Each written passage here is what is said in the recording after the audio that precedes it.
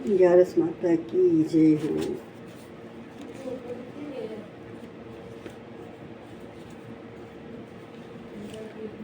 वरुथनी एकादशी महारानी माता की जय हो।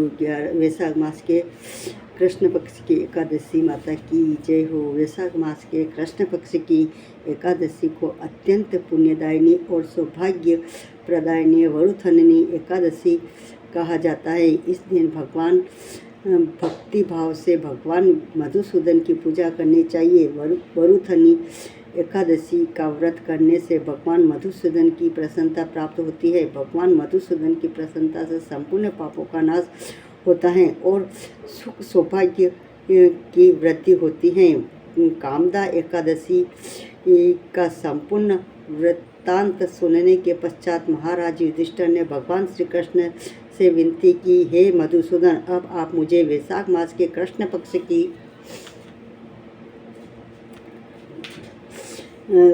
एकादशी का नाम, व्रत विधान और पुण्य प्रताप के बारे में विस्तार पूर्वक वर्णन बतलाइए। मधुसूदन भगवान श्री कृष्ण ने कहा, हे राजेश्वर, एक दिन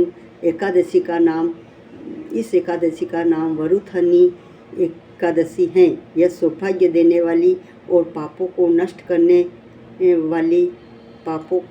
करने वाली तथा अंत में मोक्ष देने वाली है। इस व्रत को यदि कोई अभागिनी स्त्री करे तो उसका सौभाग्य मिलता है। इस वरुथनी एकादशी के प्रभाव से राजा माधंता स्वर्ग को गए थे। वरुथनी एकादशी का फल 10,000 वर्ष तक तप करने के बराबर होता है। कुरुक्षेत्र में सूर्य ग्रहण के समय 1,00,000 भार स्वर्ण दान करने से जो फल प्राप्त होता है, वही फल वरुथनी एकादशी का व्रत करने से मिलता है। वरुथनी एकादशी के व्रत को करने से मनुष्य इस लोक में सुख भोगकर परलोक में स्वर्ग को प्राप्त होता है।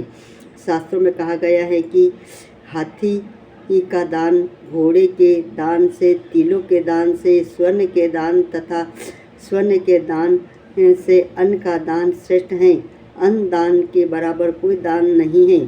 अन्न दान से देवता, पितर और मनुष्य तीनों तृप्त हो जाते हैं। शास्त्रों में इसको कन्यादान के बराबर माना गया है। वरुथनी एकादशी के व्रत के अंत अन्न दान तथा कन्यादान दोनों के योग्य के बराबर फल मिलता है। जो मनुष्य लोभ के वश में होकर कन्या का धन लेते हैं,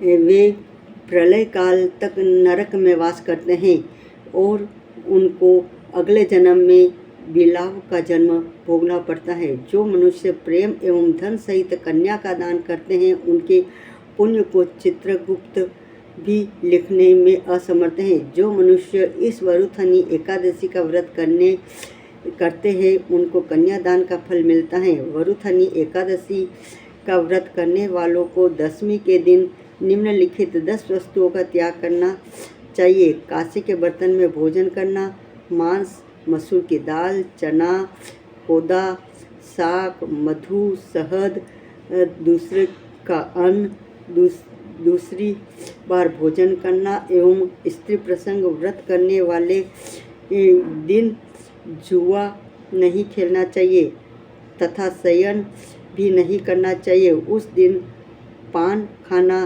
दातून करना, दूसरे की निंदा करना तथा चुगली करना एवं पापी मनुष्य के साथ बातचीत करना सब त्याग देना चाहिए।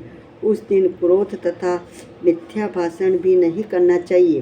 हे राजन, जो मनुष्य विधिवत इस एकादशी का व्रत करते हैं, उनको स्वर्गलोक की प्राप्ति होती है। अतः प्रत्येक मनुष्य को यह व्रत अवश्य करना चाहिए तथा पापों से डरना चाहिए। इस व्रत के महात्म्य को पढ़ने तथा सुनने मात्र से 1,000 गोदान का फल मिलता है। इसका फल गंगा स्नान के फल से भी अधिक होता है। श्री वरुथनी एकादशी महारानी माता की जय।